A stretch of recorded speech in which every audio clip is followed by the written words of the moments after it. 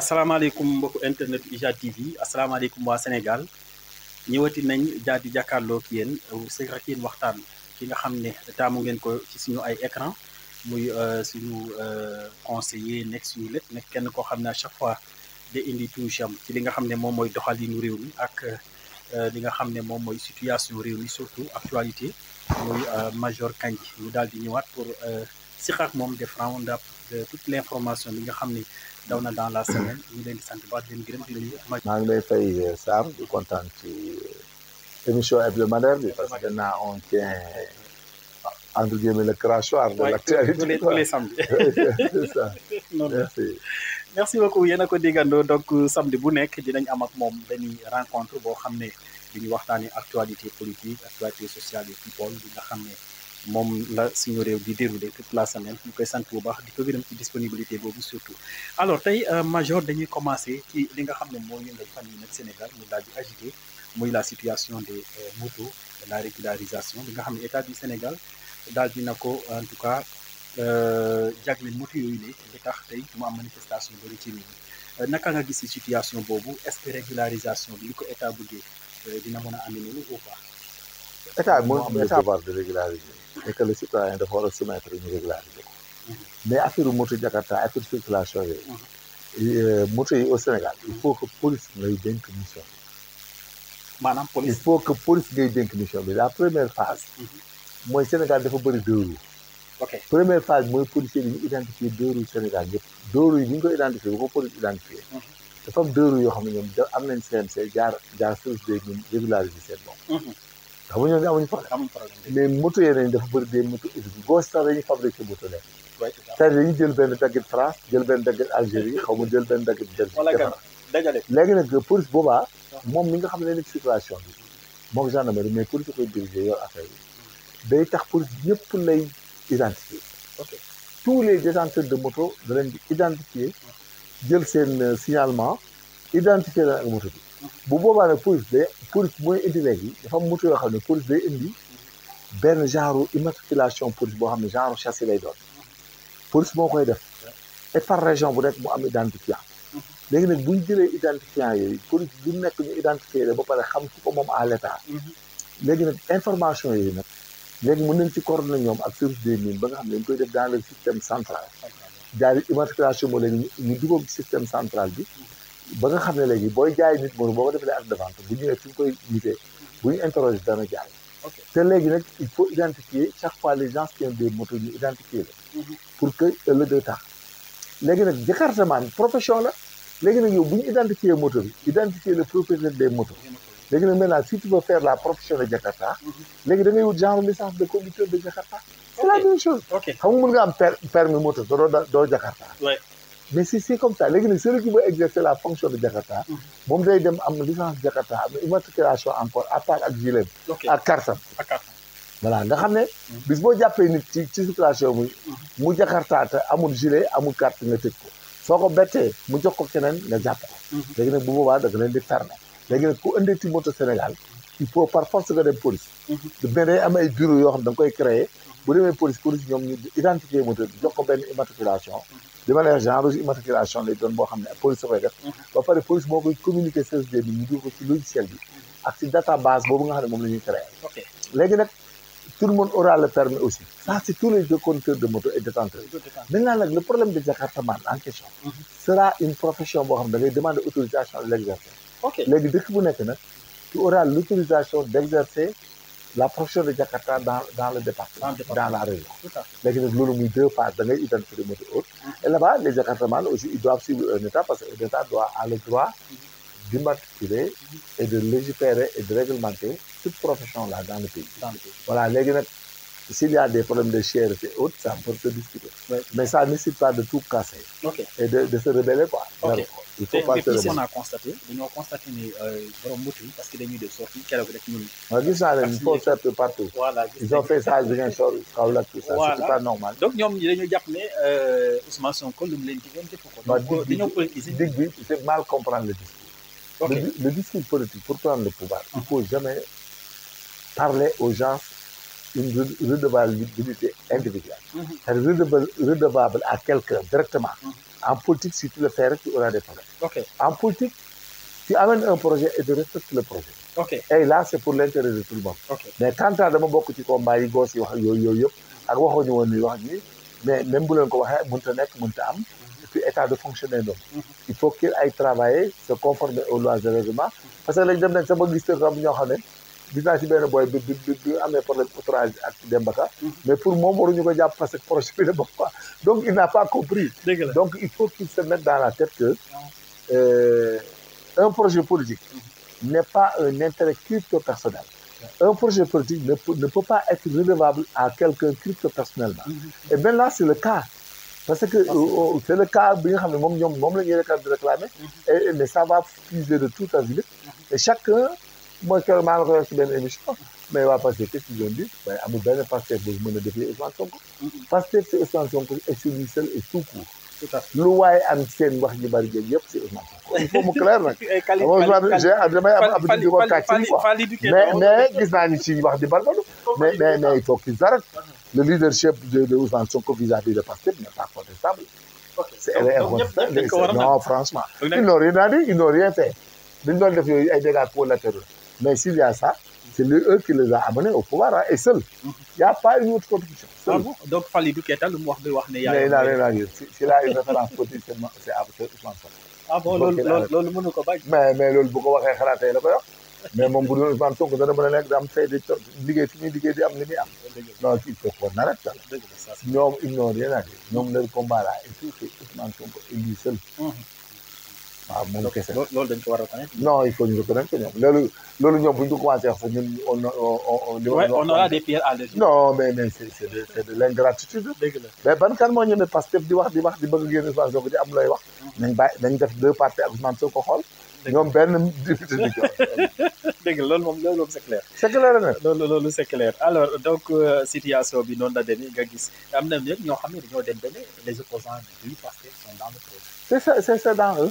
Le danger qui va venir un jour, d'ici 2027, d'abord les psychologues et les gens ont dit ça. On a bien analysé par le nucléaire. C'est-à-dire qu'il faut que le discours change. Il faut qu'ils soient libérés tous et qu'ils sachent qu'ils ne sont pas au pouvoir. Il faut que nous devons jouer le jeu Mokousman.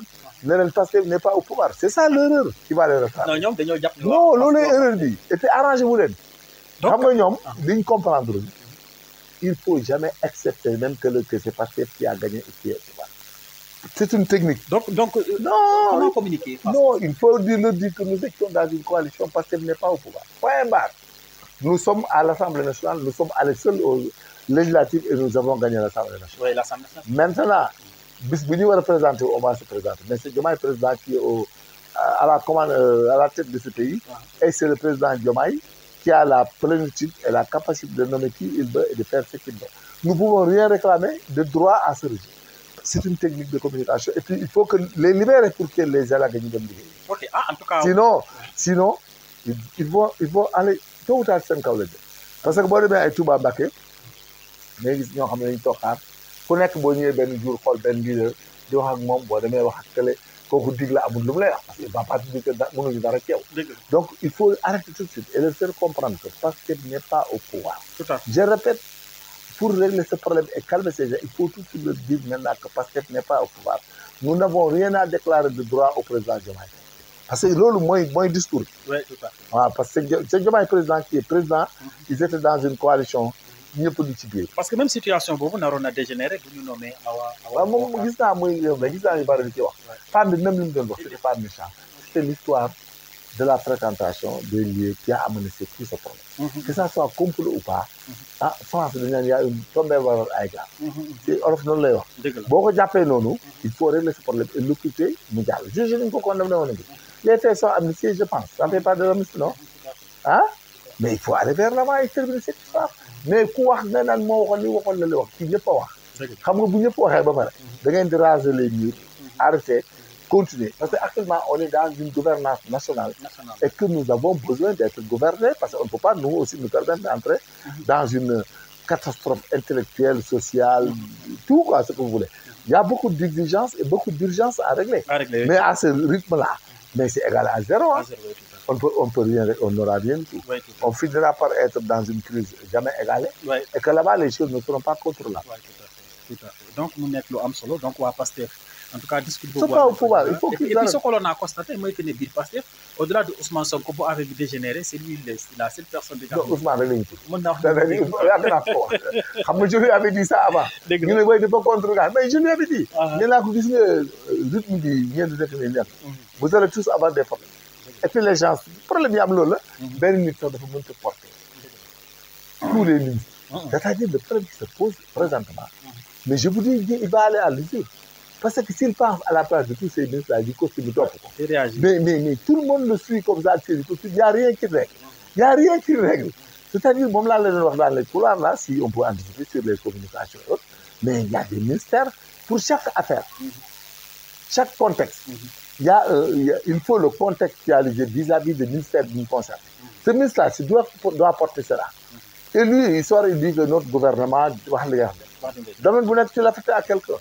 mais si tu portes naa parce que ça quoi il faut que qu'on arrête qu'on divise les tâches quoi et puis qu'il cherche des répondants il faut avoir des compétences avérées des gens qui ont l'éloquence la connaissance technique et la connaissance intellectuelle moom laa doon wax ne dégg nga vraiment Mame Boye Diao ma ne ko Ousmane Sonko n'a pas à retarder il n'a qu'à prendre Ousmane Sonko et le mettre dans une posture dégg la parce que gis nañ Mame Boye ñi ñëw ci point boobu Mame Boye def na benn sorte mais Mame Boye doon Mame Boye il a tout à assumer Mame Boye Ousmane Sonko daay na xaritam le tout temps et Mame Boye il est le plus s'il n'est pas le plus compétent et le plus éloquent des impôts et des politiques sénégalais. Lui, il est excellent pour être un ministre des Affaires étrangères. Ah non, da ngay prôner Mame Boye. Non, promouvoir moi. C'est-à-dire nous aussi, nous avons besoin de quelqu'un qui nous représente bien. Et que les autres... Mais ça n'enlève personne parce que celui qui est là-bas peut avoir un autre poste. Mais à l'heure où nous sommes, nous avons besoin de compétences intellectuelles avérées. Des gens qui ont l'éloquence, la posture. Mame Boye a l'éloquence et la posture. Et puis, il est loyal et débrouillard. Il est très bon. Je le connais trop bien parce que c'est mon là. Grand là, bon, le meilleur. Le meilleur qui m'ont. S'il n'était pas autre chose, je n'ai rien à dire. J'en connais tant d'autres. Mais je sais que Mame Boye, c'est quelqu'un qui peut faire ce qu'on appelle... Il peut faire la différence. Là, il peut résoudre des situations. Et puis, il communique bien et il est très bien avec les chefs religieux, les chefs de parti.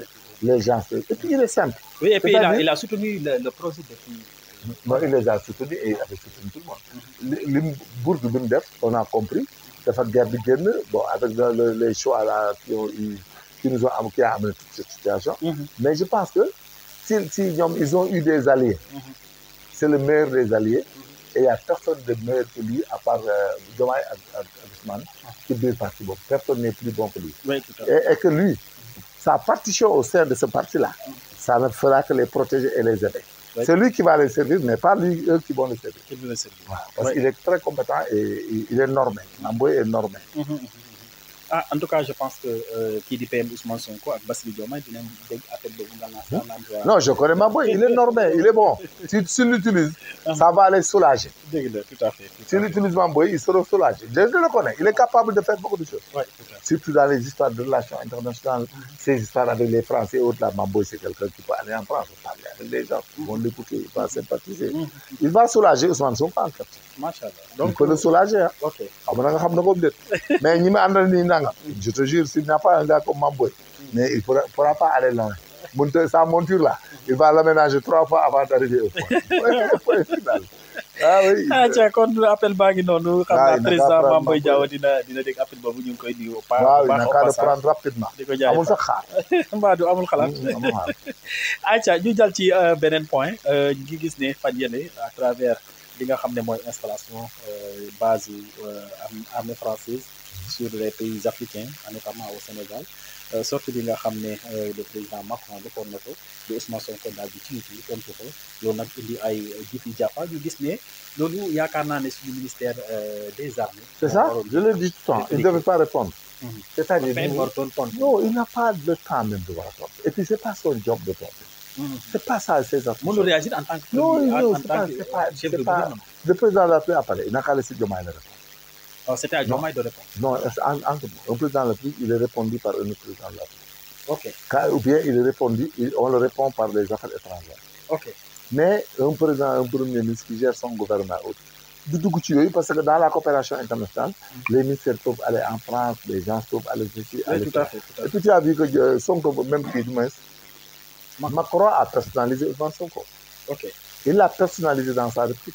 Ok. En nous disant qu'on n'est rien à part la France. Et qu'un jour, nous, historiquement, nous allons le regretter.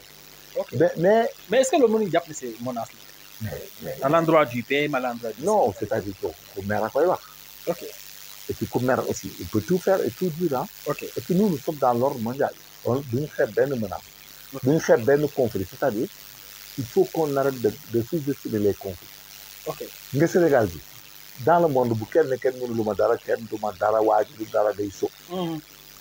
il y avait un enseignement là dans les pays révolutionnaires, les pays dictateurs. Quand tu as un adversaire politique, hein, il faut le combattre. Première hypothèse. Une deuxième hypothèse, il faut l'affaiblir pour qu'il ne puisse pas se venger. Tu as entendu le terme? Ok, l'affaiblir.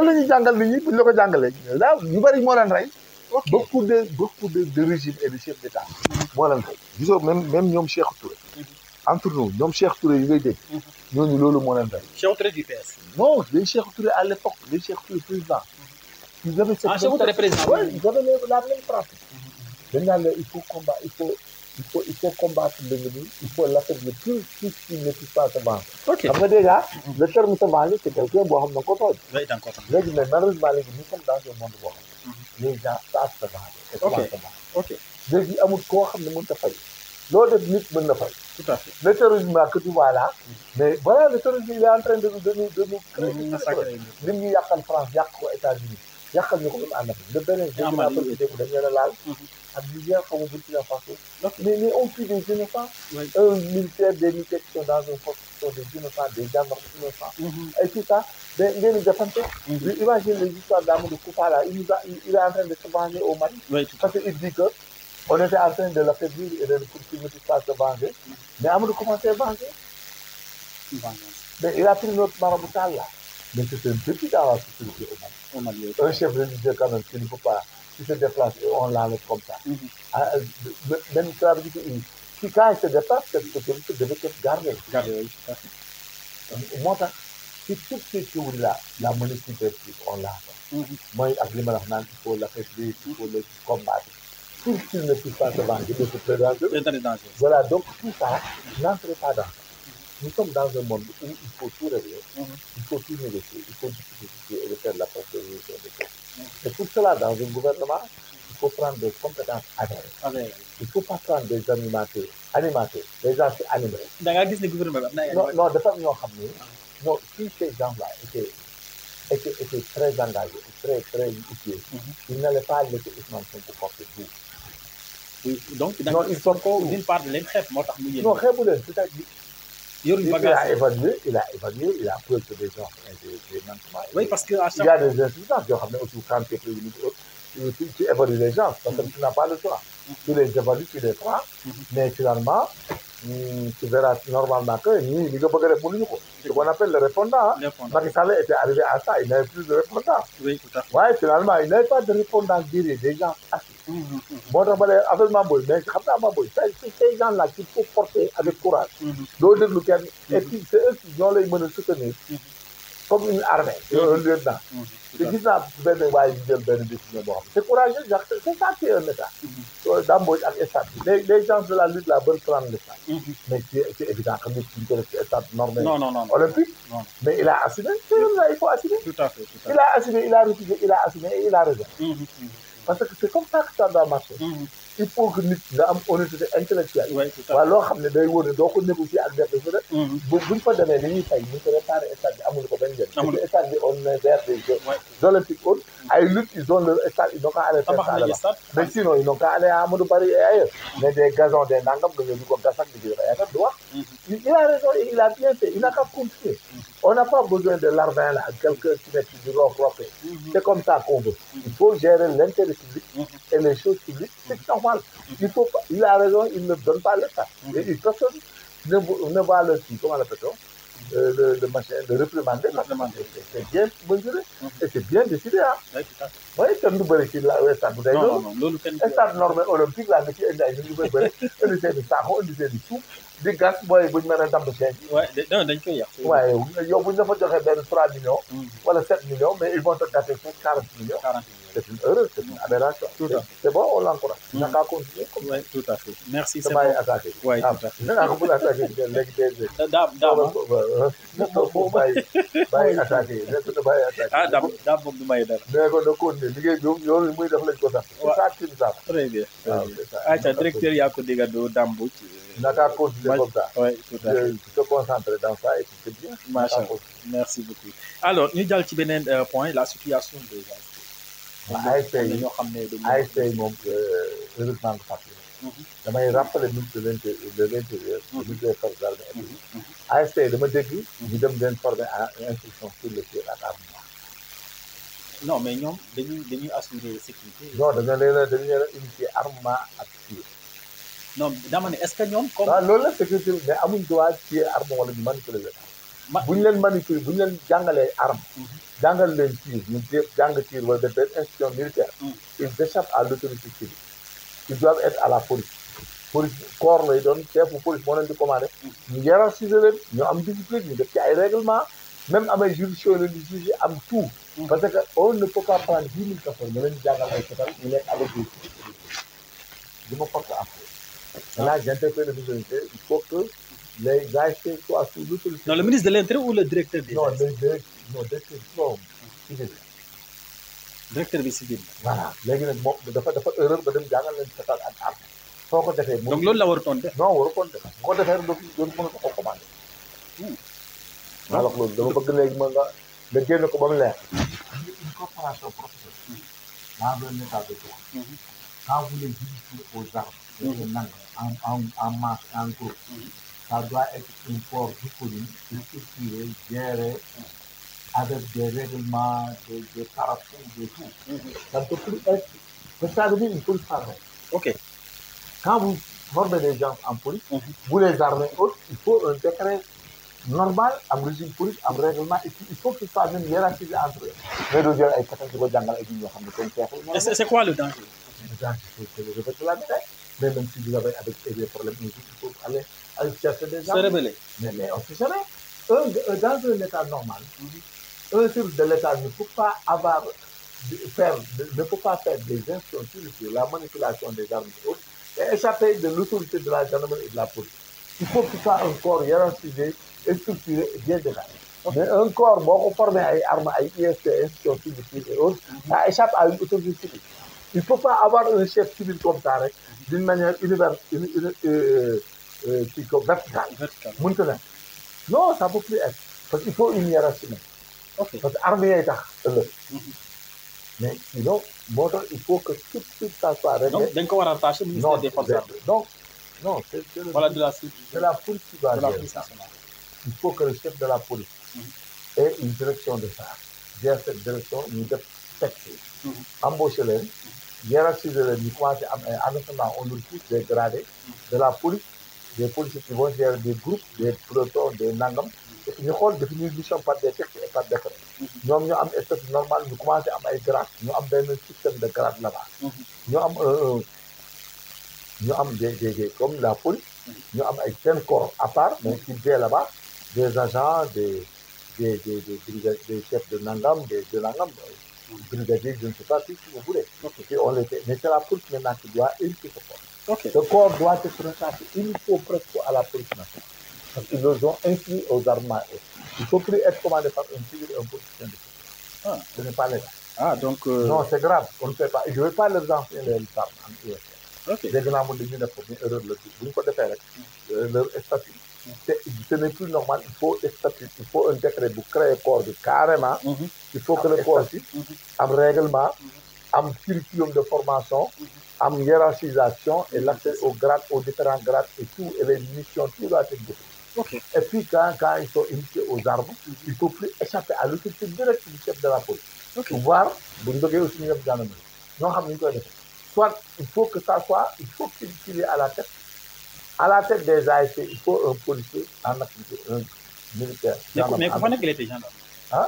Monsieur Touré, vous pensez? Non, il est civil. Maintenant, il est civil, il faut. Il ne faut plus loolu moom j'interpelle le ministre de la Justice, le ministre de l'Intérieur, le ministre des Forces armées, le commandant de la gendarmerie, le chef de la police. Il faut que ce corps soit commandé par un homme de tenue hiérarchisé maintenant. Il faut dans tout le dispositif des policiers d'État. Ah oui. yu ko encadré. waaw yu dugg ci dispositif yëpp. après là-bas on va crescendo en faire un corps qui pourra venir en appoint à la police, à la gendarmerie, si vous voulez, et faire des missions bien définies. Mais ils ont fait l'erreur de les former en matière de armement et info. Il ne faut plus être commandé par un civil. Donc ñoom dañoo waroon yan. ASP rek mooy police municipale. Ils ne sont pas armés, ils n'ont pas de formation avec armes. Maintenant nag def nañ ko police municipale. Ok. waaw ñu leen di former. loolu mooy finalité encadre leen police gérer. Ok. Carrément maintenant nag la mission qu'on va allier sera une mission qu'il faut exécuter, il n'y a pas de problème. Oui. Mais nañ ko def avec statut, décret de création, d'organisation, statut, tout ce qui mu am ay grade am et le day am ay grade. organiser seen retraite. dañuy am ay contrôleur, ay un inspecteur, un nangam un fii comment on appelle ça, ils vont voir les grades qu'ils vont le faire. Superviseur, inspecteur, contrôleur, et puis c'est ça. Mais il faut que ce corps-là ne peut plus être commandé par un civil. Parce qu'ils les ont formés à l'armement et à l'UFC. Ok. loolu moo wartoon am en fait. waaw il fallait pas les initier en des armes. alors point boobu leer na nag ci foofu la ñu xuusee comme ni ñu doon wax initiation à l'armement et tout âge de la retraite de FDS. aussi oui moom laay tax tout le temps. Au Sénégal dafa am benn problème boo xam ne koy suivre mu metti na. te du yoon. mooy magistrat boo xam ne da ngay def ci benn poste da ngay def 68 ans. soo génnee ci poste bi sax suba da ngay revenir mais ça c'est quoi ça. donc warul. mais c'est grave et puis il passe à 65 ans. mais même magistrat bu ñu laa fekkee ci benn poste am na poste bu ñu la fa am. 68 ans nga war a def mais jiitu boo jotee woon nañu ñu wàcce la il paraît da ngay dem di kër nga dem. Ah bon? Je te jure. Les magistrats sénégalais doivent aller à 70. Le magistrat, il est bon comme le médecin quand il est vieux. Oui, tout à fait. Mais un médecin qui part à 65 ans, il faut rien lui faire. Oui, tout à fait. Il faut qu'il aille tous à 70 ans et puis harmoniser tout le monde 70 ans. 70 Et que les législateurs et les responsables soient hiérarchisés. Pas de cooptation à la base. Tant que le magistrat n'a pas fauté, waru benn jeune waru ko surplomber de grade et de poste et de responsabilité. Ok. C'est comme ça que ça a marché. Les anciens présidents depuis Ousmane Boudiam, Kéba Mbaye, Louis Gueye, Ousmane Camara, ñoom Assane Bassirou Diouf, ñoom Mbagnick Senghor, wàcc ñoom Badio Camara, ñoom Diakhaté, ñoom ñëpp on les connaît. C'est comme ça. Maintenant, les magistrats au Sénégal, l'avantage c'est ça. Il faut harmoniser les magistrats à 60 ans. Celui qui ne fait pas le job normalement et qui a un comportement vous le surclassez avec des jeunes. Ok. Mais c'est tout. S'il fait une faute, c'est ça. Mais si vous devez qui a 68 ans, qui sont 65 ans, bon, affecté, non. Les magistrats doivent être 6 à 70 ans. Ok. Il doit vouloir vraiment dégg nañu wax il n'a pas les amener tous à 70 ans. Ok. loolu mooy yoon. Les FDS. léegi gis nga les grades supérieurs doivent aller à 60 ans. Les grades supérieurs comme les gendarmes. Âge de retraite actuellement. Mais 58 ans. On a beaucoup de commandants de brigade à la gendarmerie qui vont aller à la retraite. Et 400 personnes. Même yow ni waroon na. Mais te man déjà bu ma la waxoon sama âge nga daw. dégg nga pour que nit ñi mën nañu servir. Donc dañu bëgg kooku président Bassirou sax laay wax. di faire laay waxal. ma ne ko dañuy jël ses responsabilités. Organiser la magistrature à 70. Bien hiérarchisé, bien carré, bien. Les généraux là, ils n'ont pas à les 35 ans. Genre, vous devez 60 ans, il faut donner un autre 5 ans. Nous, depuis ça, il faut laisser les généraux à 65 ans. Les officiers supérieurs, 63 ans. Les officiers subalternes, 62 ans. Les grades supérieurs, 60 ans. Les sous-officiers subalternes, 58 ans. Hein? Les hommes de troupes, à 55 ans, 55 ans, 55 ans. léegi ñu def seen liggéey. gis nga corps yi bu dee da nga bëgg a expliquer doo fay yu bëri. on a qu'à créer des corps de gendarmes adjoints et de policiers adjoints. qui aussi ont le même curriculum, ils sont payés moins. Chaque 2 gendarmes, boo jëlee solde bi nga doon fay 2 gendarmes, tu pourras avoir 3 gendarmes adjoints qui ont les mêmes prérogatives, qui sont des gendarmes, mais ils sont des gendarmes adjoints. et autres, et qui font le même job, et qui ont la même formation, et tout, et que tu payes moins. 5 ans, ils vont titulariser des gendarmes nucléaires. Donc, tu récupères sur la ligne. C'est comme les magistrats. On peut recruter des magistrats référendaires. Ils n'auront pas des magistrats plein temps et qui font 5 ans qui titularisent. L'enseignement. On peut recruter des experts adjoints. Mais comme nous avons un gap de déficit énorme en matière d'enseignement, mais pourquoi pas on peut recruter les enseignants. Un enseignant peut aller à 35 ans, il est meilleur, il est bon. Un médecin, c'est bon de 35. C'est ça. Parce qu'ils n'ont pas compris que l'âge rapproché de la retraite est un facteur d'appauvrissement. Day appauvrir. Parce que boo demee 50, 60 ans, nangam am ay doom te doom jeex am diplôme, il a la maîtrise master 2 à 25 ans, il cherche du job jusqu'à 30 ans. yow tu as 60 ans retraité. Même bu doogee génn sax li muy am du la ci mën a dimbale bopp ngeen séddoo ko nekk mieux pauvre. Ça c'est la vérité. C'est la vérité. Il faut et puis attirer léegi dafa gaaw. Donc il faut faire des magistrats référendaires. Di la war a fay benn magistrat boo ko waroon fay 2 millions bu génnee wala 1 million 500. boo ko fayee 500 000 ay jeunes maîtrisables ñu doog 5 ans nekk magistrat plein. Ils vont juste faire le job d'un magistrat normal. Li ñett nga ciy recruter. léegi la yow loolu mooy économie bi. Il faut avoir des techniques. Les gens actuels loolu ça nous permettra d'avoir les effectifs. La qualité. mais un paye moins. Ils vont l'accepter parce que boo toogee 5 ans nekk gendarme plein. soo toogee 5 ans nekk magistrat plein. mais soyez d'accord. Et puis c'est là où nous sommes. Et puis les médecins peuvent aller à 65 ans. Bien les instituteurs que tu vois là. Et les professeurs autres peuvent aller jusqu'à 65 ans. Man maa ngi damay jàngale te am naa plus de 65 ans. mais sama métier damay jàngale bu baax en classe.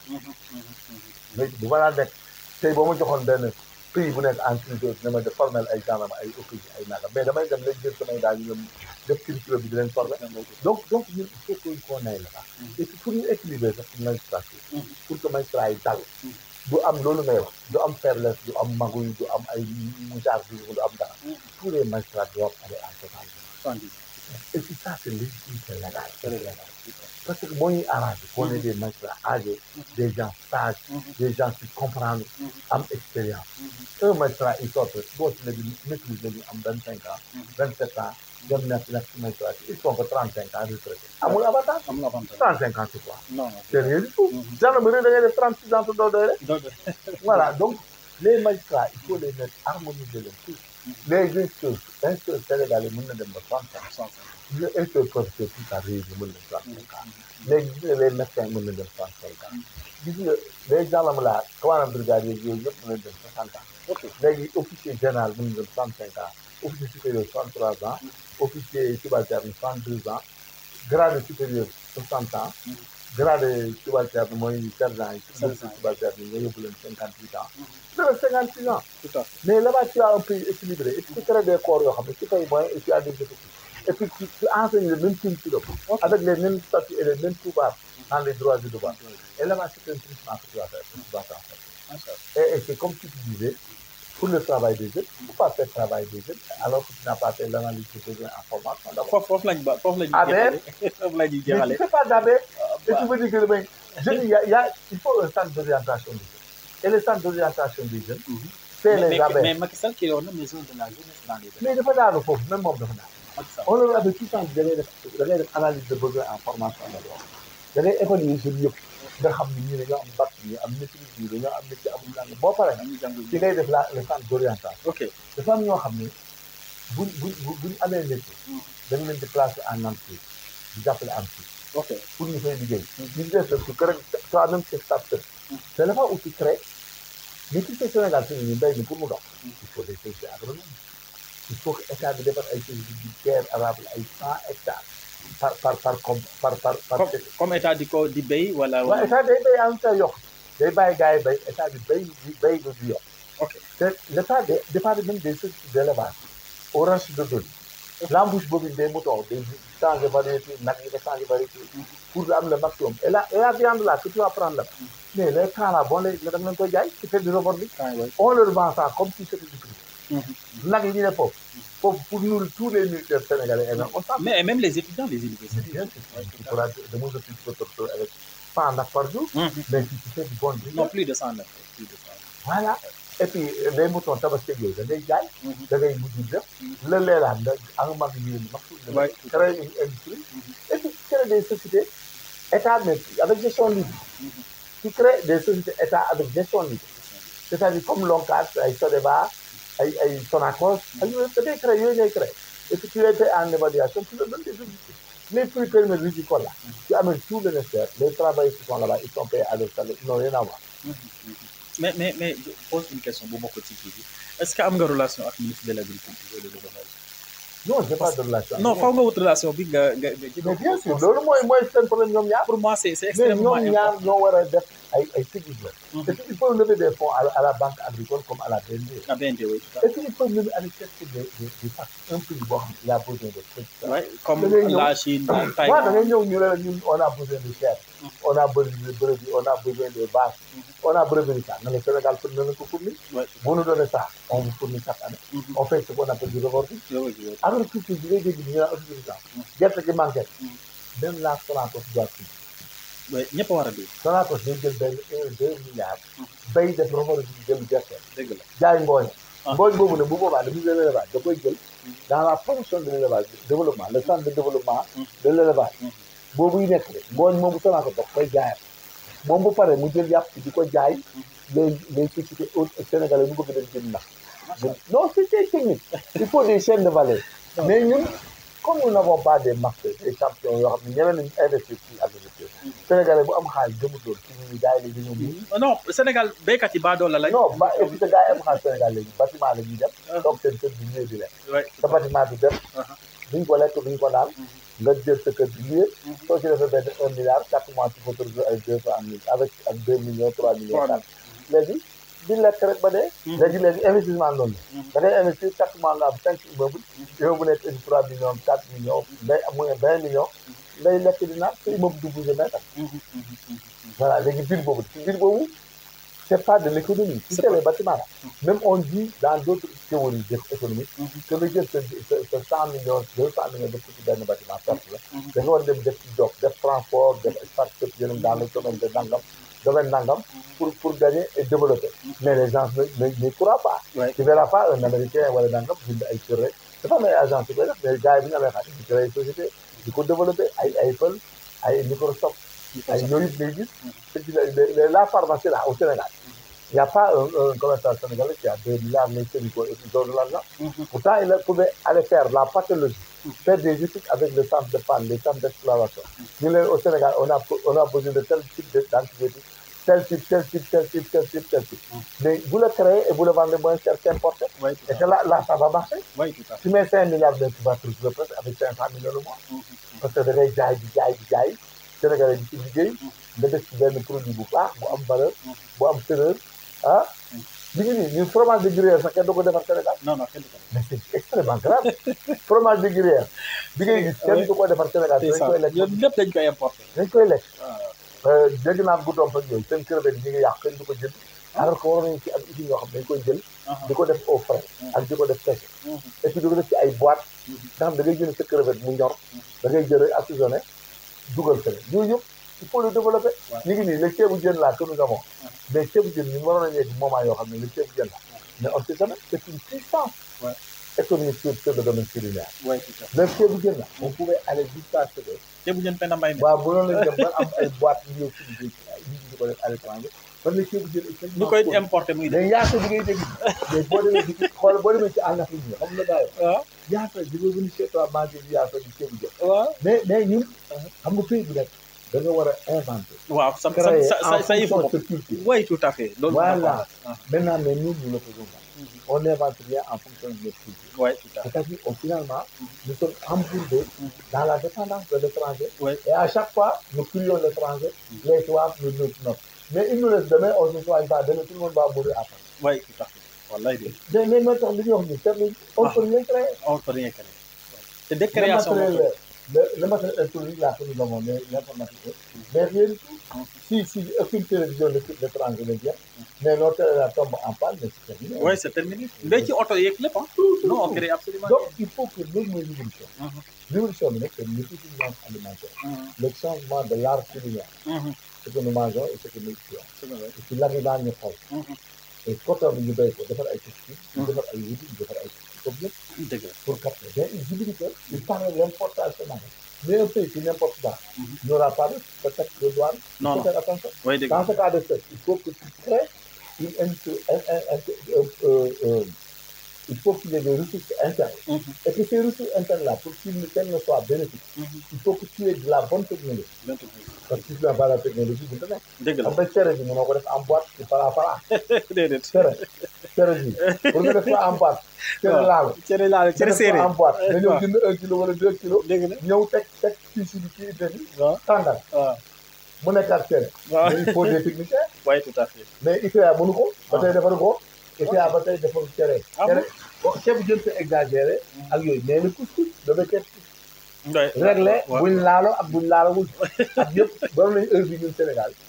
nga xam bu dugub ji pare Sénégal ñu defar ci yooyu yëpp teg. waay même les béykat dans la pousse da ngay dem ci benn bitik nga jënd cere bi. waaw dëgg jënd ko tout de suite def ci affaire yu pare. waay dëgg la et puis on cultive le maximum et on expecte tous les produits halieutiques là dont on parle. waay tout à fait le poisson et tout Le poisson dont on parle. Le On n'a gay. pas de banque de produits halieutiques. non non Les Français là, on peut les obliger à vendre des produits halieutiques par la bancarisation des produits halieutiques. dëgg la Que la banque sera des usines de transformation et de reconditionnement et de catégorisation des produits. ok Si on sort plus, garantie, la bonne fille, son parti, nangam, le kilo est normé à 100. Parfois, tu as 1000 tonnes d'un boucle de à New York. Tu dis que 1000 tonnes de New York, jaayante ko ñoo embarqué ko ñu bëri ko ñu koy consommer. macha allah waaye yooyu c'est des techniques. Mais on extrait des mers là, les gens comment on a capté un plat. dëgg la Dans les bolos là. Dans les bolos là de Sangomar ak fële ay Jikaar ay yooyu. Les bolos là. On a qu'à mettre là-bas ce qu'on appelle de la pisciculture, de grandes agricultures. ok On peut. Et développer la recherche scientifique et les études sur le plan scientifique. sur le plan scientifique On est très bien dans les milieux. macha allah non Bon, non dans la France, ça concerne les scientifiques, ça concerne pas les étudiants. non non ça me fait La France universitaire, étudiants et qui sont positionné on dit que la France universitaire concerne les recherches scientifiques. Kuy def recherche scientifique wala dara daal di amoo droit dem di ko jàpp wala di ko arrêté foofu ba di ko ok mais au-delà de moom des étudiants non ça c'est pas figé. ok ok ok loolu aussi mu nekk kaddu yu am am solo donc c'est des réformes à revoir Mais oui, les universités doivent avoir de la police à l'intérieur. waaye pour gérer la police Ah, oui, parce que même dañuy gis ni il y a beaucoup d'universités yu les nga xam motos daaw dont on parle Jakarta, la moto wax du Sénégal dañuy moto yi ci oblige même les véhicules l'État doit répondre ñu wàcc fort dañ koy immatriculé. ok yow mi ko importé dañ koy immatriculé nga xam dañ koy jaay waa ji ñu ok oto bu génn ci kaw dafa am technique am numéro am tout ok yow booy jaay nga teg noonu jaay Côte d'Ivoire noonu lay fonctionné. Les véhicules sont immatriculés à partir de oto bi génn port immatriculé. Là où le bas blesse, c'est les véhicules qui sortent du port et les motos. ouais Il faut sans tout immatriculation et CMC bi day ñëwaale nga griffé ko defar yëpp nga daa booy jaay oto même booy importé ay tukki di ko jaay da ngay immatriculé yëpp ok boo ko immatriculé le gars ci la il ne fait que muté mutuelle rek bu la neexee sa plaque garage yi aussi ñu defar ko ba nga xam ne soo ñëwee ko muté sa plaque garage ci ci oui tout à fait sa garage da ngay am sa garage ñu plaque mais koo jaay nga defar ko am demande ñu dem buñ la jaayee oto Sénégal normalement ko importé oto ba la mu ko génn koo doo am ni ouais léegi buñ la jaayee oto yow am nga visite technique day am assurance ak visite technique da nga dem ci aussi ñu def ñu ok Et là-bas, l'État contrôle tout. L'État prend son argent à partir du port. Ouais. La visite technique est là, tout est là, dans le guichet unique. Dans le guichet unique, là, vous n'avez droit la service de nuit, à pied, à guichet unique de l'État. ok Vous n'avez tu payes les débarquements, payes les taxes port, emmagasinage, tout ça, payes ce dédouanement, payes ce frais de migration, payes la banque, payes avec automatiquement. Ñu defal la service visite technique, jox la numéro ci port. macha allah Voilà. Même région boo bëgg a dem il prend le numéro de téléphone. Région boo bëgg a dem. yow boo bëggee dem Tamba. ñoom il touche Tamba par pax. le chef du service des mines de Tamba. donne le numéro que tu dois prendre. macha allah Léegi nag ce qu'on lui doit lui donner comme l'argent sur cette mutation, on leur envoie ça dans leur compte. ok Et que là-bas, ça sera même le guichet unique d'importation. ok Tous les véhicules sont immatriculés. Maintenant ku bëgg a dem ci beneen région. bu dee da ngay demal la sa oto beneen région yow ñu defal le numéro à partir du ku nekk fu la neexee ñu immatriculé macha allah mais l'intrant nag va te donner le numéro de cette région et que cette région a un crédit. Voilà, sinon les régions ne sont que 14 régions. Les 14, oui. Voilà, chaque région aura un représentant. Pour les gens qui veulent monter dans les régions, là, d'ailleurs, une petite mais la caisse, il y a une unité de terre. Même nous, on a fait. La caisse, mais il y a une unité de terre. Ok. Pour nekk Mu am traçabilité am. da nga xam ne man ñaata laa def caisse ñaata la sama région. Ok. Parce que lépp ça revient à l'État. Oui, tout à mais fait. il y a une unité de terre. Voilà. Voilà. bu ñu ko defee rek du am maguy du am. voilà yooyu yëpp ay kii la ñuy def pour réew mi dem yoon. dem yoon macha allah donc mu nekk waxtaan bu am solo xam nañ nag sonal nañ la parce que yaa ngi doog a ñëw. fii la ñuy daal di yemandi rek di la laaj lan ngay tàggatu ak lan ngay jox Bassirou Diomaye ak Ousmane Sonko comme orientation. orientation bi moom il faut moins rectifier. faut pas rectifier. waaw trop de rectifier par rapport une chose. Secondo, il faut arrêter les gosses là. Il faut les dire que parce qu'il n'est pas au pouvoir. C'est ça le bon là. Ok. C'est Diomaye qui est au pouvoir avec Diomaye président. Nous sommes que des partenaires. Ouais. Mais si maintenant nous voulons prendre la paternité haute, c'est comme si nous étions au pouvoir. Et là, on prend l'actif et le passif.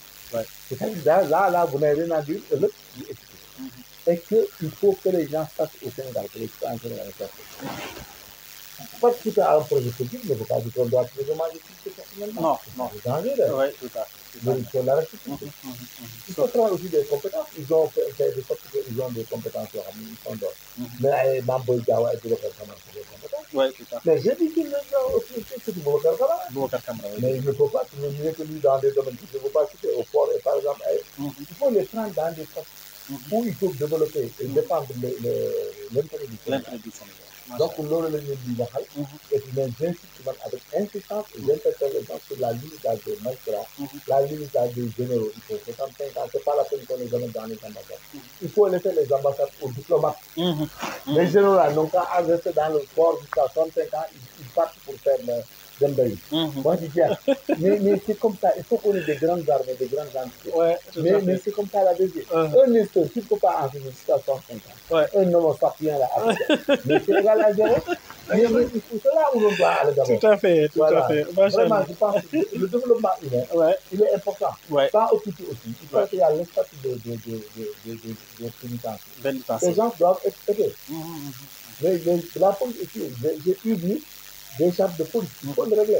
Et le faire ça. Oui, tout à fait. Vraiment, aussi c'est ça. Parce que les plus grands pauvres là, à la retraite, ce sont les jeunes étudiants. Oui, tout à fait, tout à fait. Acha, may nuyu sax wax nga waxu police, may nuyu Madou Diouf, Modou Diouf ñoom Ablaye Gaye ñoom ñëpp ñu lay suivre. waaw ñu jàng ci yow techniquement di ngay jàngale. Parce que ñu leen nuyu la. Et puis j'interpelle encore le président de la République. Il ne faut pas se divertir. Et se disperser. En matière de sécurité, il faut développer la police. Il faut développer la police. Vous savez, l'union avec la police, c'est de l'amateurisme.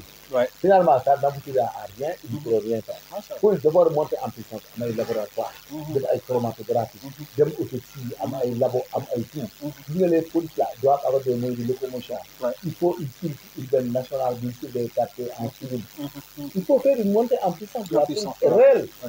C'est ça la vérité. Et pratique. Et pratique. Mais ils sont avec la police là, il y a des indigènes. Mais les indigènes, la gendarmerie là a monté en puissance. C'est bien organisé et c'est bien équipé. Moussa Fall s'est battu pour le faire. Moussa Fall s'est battu pour ça. Ah oui. Malgré les critiquer. Il s'est battu pour la montée en puissance. On a maillé le pays, on a modernisé. Mais man, c'est pas parce que je suis fils de policier. Non, c'est pas ça. Mais la police n'est pas développée au Sénégal. Pour développer la police, il faut mettre des billes. Il faut faire un plan national de réforme de la police, de développement de la police. La police, une police là, elle n'a pas de moyens de gagner. Non. Avec ça passe pas. Oui, tout à fait. Même c'est une bureau. Ça ne passe pas. Et puis, il y a des corps, il y a des milliards. Pour que tu gagnes, ça base là. Oui, tout à fait. Nous avons des compétences, nous avons recruté des gosses qui ont un bon niveau et tout ça. On n'a qu'à les former le maximum dans tous les domaines. Et puis il faut qu'on monte en puissance en matière de sécurité urbaine. Les histoires de criminalité là et tout ça, il faut une sécurité urbaine qui fait du renseignement, criminel. Je ne parle pas de renseignement dans tous les policiers. Renseignement criminel, prendre les associations de malfaiteurs. C'est-à-dire amener l'État à réagir au lieu d'avoir à réagir. C'est ce qu'on appelle la proactivité. La proactivité, il faut faire ça. amatina solo wolof jaay deena lu duuf ci nag bi xejul ci cin li mais comme weekend prochain di ngeen ko amaat te di leen wax rek ne am nañ concept bu bees boo xam ne publication nañ ko def léegi-léegi tout léegi tam lañ koy amal fii ci kër Major Kandji. On va parler de l'actualité politique, l'actualité people et sociale fii ci en tout cas kër gi ñu fas yéene en tout cas gunge Sénégal yi gën leen yee ñu gën a xam réew nan la doxee wala boog nan la war a doxee mais également mu indi touche boo xam ne day accompagner gouvernement bi parce que lépp li nga xam ne wax na ko fi boo ko déggee rek nga xam ne c'est dans le sens du bien-être de ce pays mais c'est dans le sens que gouvernement bi daal di réussir li nga xam ne mooy projet parce que réussite gouvernement bi mooy réussite Sénégal nga des propositions yi mu def allant vers Mame Boye Diao nga xam ne ñun ñëpp xam nañ ko liggéeykat la ci wax dëgg yàlla épinglé guñ ko moom moo yàq alalu askan wi te Bassirou Diomaye Diakhar Faye waxoon na ko avant mu nekk président de la République nee na am na ñoo xam ne biir APR la nekk ne set nañ loxo te kooku xam na jox nañ ko alalu askan wi corps de contrôle épinglé wu ko maguñu bi yàqul deful détournement de deniers publics en tout cas buñ ko soxla xam-xamam dañ koy jël mu rendre service en tout cas le peuple sénégalais mu rendre service la nation sénégalaise donc tey bu Major rebondir ci waxu président de la République moom Bassirou Diomaye Diakhar Faye dem à la en tout cas côté Mame Boye Diao président day daal di nekk loo xam ne dañ ko koy nangul parce que nag yàqu fi dara parce que également luubalu fi dara donc xam-xamam également nawloo nañ ko bu baax a baax mu nekk rawoon ndàpp ñu rebondir également la situation des càq-càq nga gis proposition yu am solo yi nga xam ne moom Major joxe na ko par rapport à l'immatriculation par rapport à la régularisation nee na police moo ko war a téyel boppam di ko dox di ko wax ci deuxième point bi daal waxtaan nañ ci la réplique de Ousmane Sonko ci sortie Macron ci base française yi nga xam ne installé nañ dans les pays africains plus précisément au Sénégal donc loolu également xamle na ne Ousmane Sonko warutoon tontu parce que président de la République bu defee sortie ka ko war a tontu mooy homologue mooy président de la République du Sénégal wala domaine bi nga xam ne moom la Macron waxee mooy domaine militaire donc le ministère bi nga xam ne mooy gérer forces armées moom mënoon na génni nañ waxaat nañ ci situation ASP yi nga gis ne dañ leen a initier ci armement loolu nag la wax ne loolu boo amee dañ leen a war a rattaché ci police te bu boobaa civil mënatul nekk à la tête di leen diriger wala boog nekk seeni directeur mais dañ leen a war a rattaché ci police parce que loolu dafa xaw a dangereux jël ay milliers de jeunes initier leen ci armée ñooñu nekkoon ay civil encadrement bi des loolu mën na indi ay jeexantal ci dans l'avenir loolu nag nekk ay points yoo xam ne waxtaanee nañ ko ba waxtaanee limite d'âge mu xamal na rek aller très tôt en retraite loolu day favoriser le sous-développement day favoriser également la pauvreté parce que liñ ci jàngat mooy que ne boo nekkee père de famille yéex a am njaboot yéex a am doom jël retraite te sa doom mënagul yenn yi famille bi day gën a nërmeelu di dem te en fait li ñuy constaté joxe na exemple ci boppam sax nee na ba léegi day def ay cours daa actif te actuellement dem na retraite loolu nag mën na ñàkk fii ci réew mi donc mu nekk ay points yoo xam ne c'est essentiel ñu échanger ko moom tey te semaine prochaine également di ñu ñëwaat ak beneen actualité di ko jaajëfal xëy na di wax rek ne Major lan ngay wax IJAK TV ak internet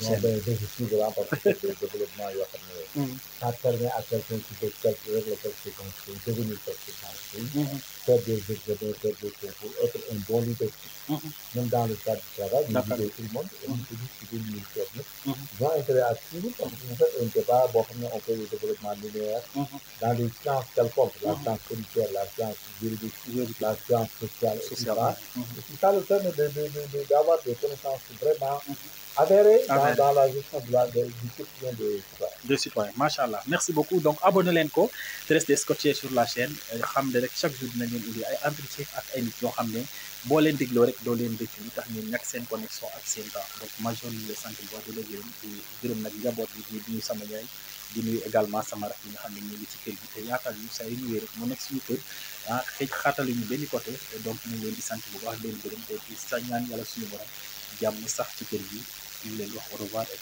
bon week-end